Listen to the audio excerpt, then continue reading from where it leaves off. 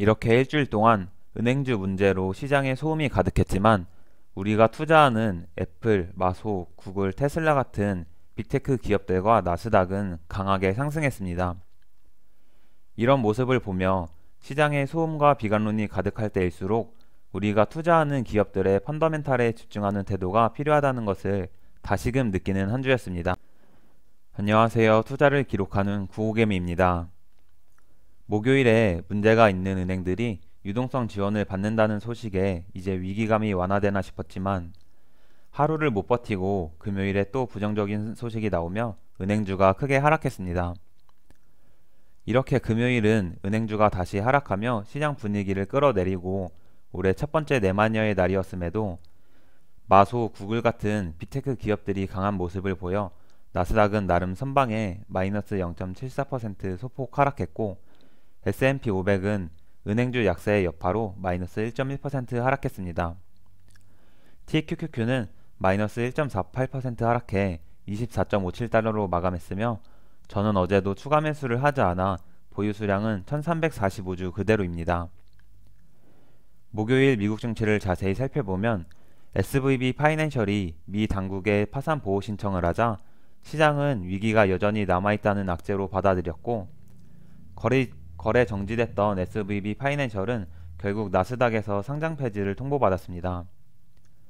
퍼스트 리퍼블릭 뱅크는 목요일에 미국 대형 은행들이 300억 달러 규모의 예금을 예치하겠다고 밝히자 위기감이 완화됐지만 빌 애크먼이 자신의 트위터에서 이런 일회성의 반쪽짜리 대책은 근본적인 문제를 해결할 수 없다는 의견을 밝혔고 주요 투자 은행들도 목표 주가를 하향시키자 퍼스트 리퍼블릭의 주가는 다시 크게 하락했습니다.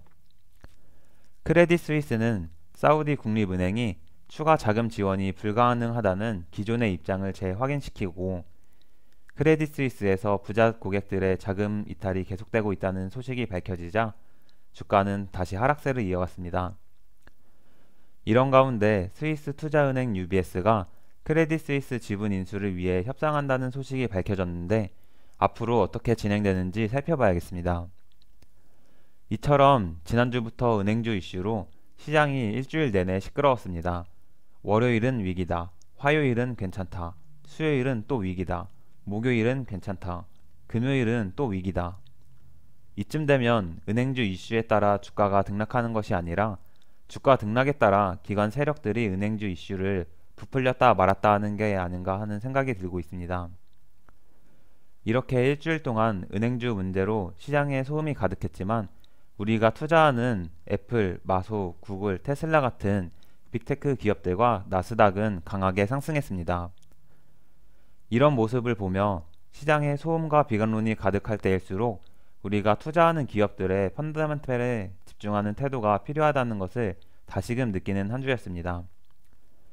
앞서 말한 내용들 이외에 금요일 밤 11시에 미시간대 기대 인플레이션이 발표됐습니다. 1년 뒤 기대 인플레이션은 지난달 4.1%에서 하락한 3.8%로 발표됐으며 21년 5월 이후 최저치를 찍었습니다. 기대 인플레이션이 내려가는 동시에 소비자 심리지수도 예상치와 지난달 수치를 하회하며 인플레이션이 완화된다는 긍정적인 모습을 보였습니다.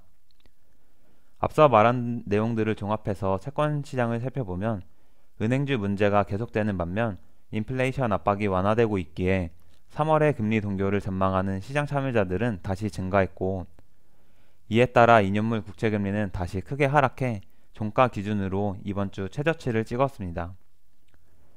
이번 주 내내 은행주 이슈로 인해 금리 전망에 대한 불확실성이 엄청나게 증가했고 채권 시장은 오히려 주식시장보다 더 큰 변동성을 보였습니다. 아마 다음 주 수요일 새벽에 FOMC 회의와 파월의 기자회견이 끝날 때까지 이런 변동성은 계속될 거라 생각합니다. 저는 연준이 3월까진 25bp를 인상할 거라 생각하는데 점도표가 어떻게 찍히는지 파월이 지금의 금융 안정성 관련해서 향후 금리 정책에 대해 어떻게 발언하는지가 가장 중요하다 생각합니다. 파월이 지금의 금융 시스템 위기는 별것 아니며 아직 인플레이션 압력이 남아있기에 앞으로 발표되는 데이터에 따라 계속 금리를 올릴 수 있다고 말하면 시장에는 분명 큰 충격이 올 것이지만 이럴 가능성은 상당히 작다고 생각합니다. 만약 파월이 지금 유동성 부족으로 인한 금융들의 위기가 있는 것은 맞지만 관리 가능한 수준이고 실업률이 올라가고 물가지수가 둔화되고 있기에 5월 FOMC 회의 전까지 이런 추세가 계속된다면 금리 인상을 멈출 수도 있다는 발언을 하면 시장은 4월 실적 시즌이 시작되기 전까지 랠리를 펼칠 수 있다고 생각합니다. 물론 점도표가 어떻게 나올지, 파월이 어떻게 발언할지 아무도 모르고 그에 따른 주가의 방향 또한 누구도 알 수 없습니다. 그리고 다음 주까지 은행주 문제는 계속 제기될 것이고 FOMC 회의 전후로 계속 커다란 변동성을 보일 것이 예상되지만 이렇게 펀더멘탈 외적인 소음이 가득하고 변동성이 커질 때는 오히려 잠시 시장의 관심을 끄고 소중한 일상과 본업에 집중하는 것이 장기적인 수익률을 올리는 데 훨씬 도움될 거라 생각합니다. 일주일 동안 혼란스러운 시장을 지켜보느라 다들 수고 많으셨고 즐거운 주말 보내시길 바라며 영상 짧게 마치겠습니다. 내용이 유익하셨다면 좋아요, 앞으로도 구호개미의 투자 과정이 궁금하시다면 구독, 미국 증시나 투자에 대한 의견은 댓글로 부탁드립니다. 영상 시청해주셔서 감사합니다.